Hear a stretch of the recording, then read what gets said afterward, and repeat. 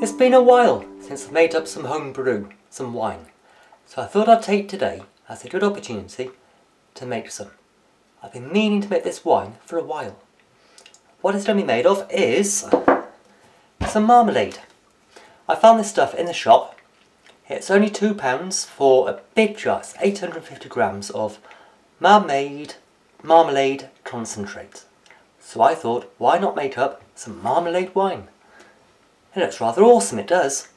This jar of concentrate says it'll make up to £6 of marmalade.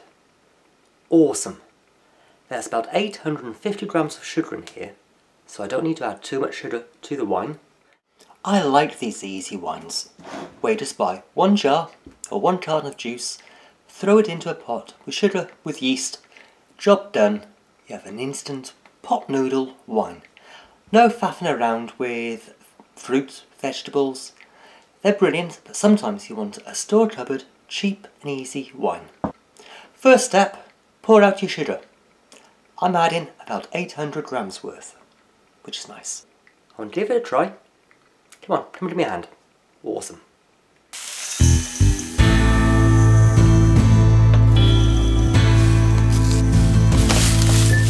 So that is 850 grams of sugar weighed out.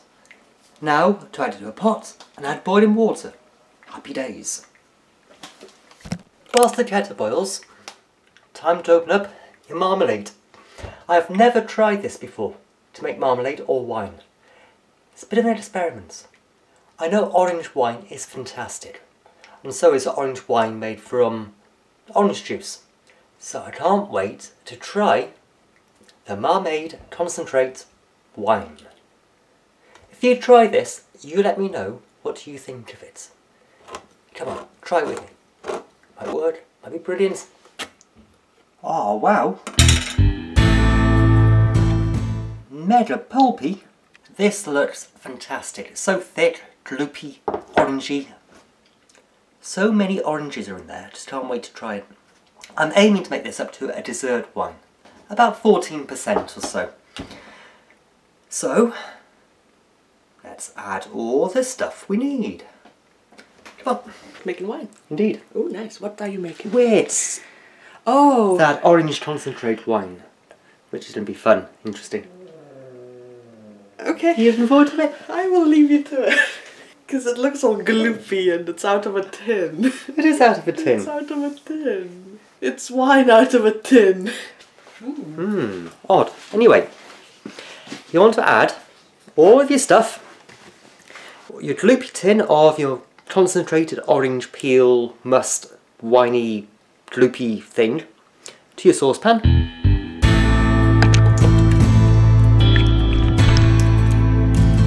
Followed by your 850 grams of sugar. And then 4.5 litres of boiling water. And also, don't forget to put boiling water inside of your tin to get rid of all that gloop and the rest of your boiling water.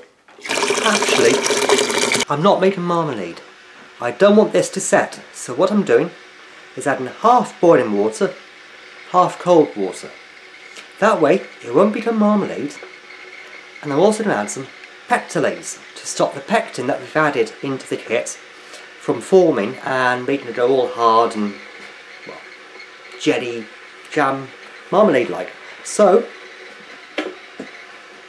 kettle's off, cold water, wait for it to cool, then add some pectolase.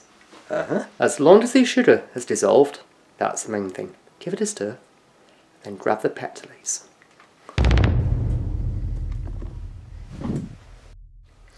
Just add a teaspoon,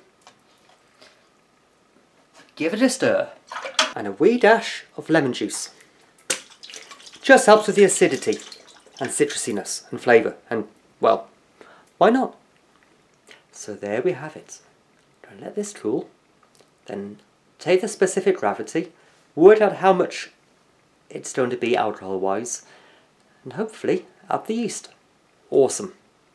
Come on, let's go and have a beer. Well, I have just checked my specific gravity of the wine I'm trying to make. I've underestimated the sugar I need, so I need to add more. Don't know how much more, it's going to be a work in progress to find out how much. So I'm going to dollop sugar in, stir, let it settle, and keep on taking the measurements for it. So ignore the numbers I said before, it's not 800 grams, it's not 850 grams. It's going to be more like 1.2 kilos. So come on, let's try it. An extra 400 grams up to 1.2 kilos. 1.070.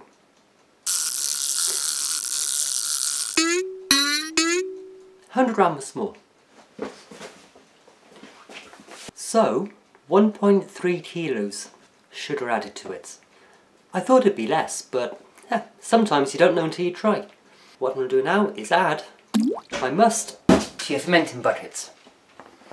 Easy, just pour it straight in.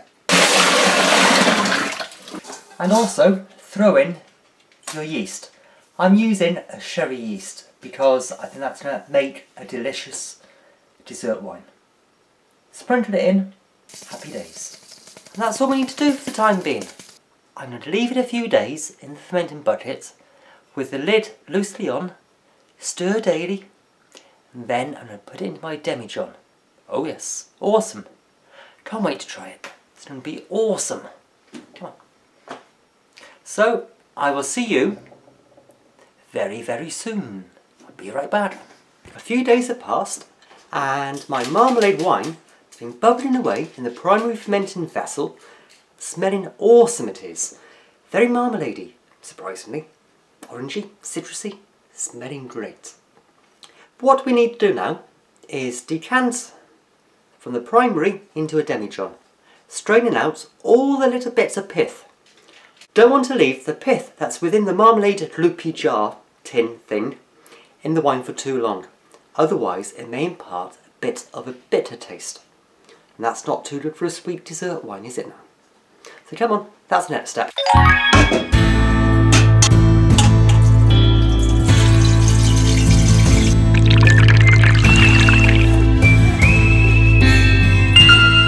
And there we have it. You've strained all those little bits of pith out of your juice, and now you just need to put it into a demijohn.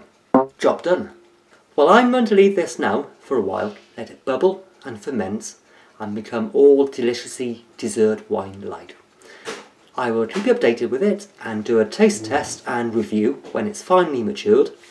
So why don't you subscribe and join us on social media, and I'll see you all very soon. Have fun now.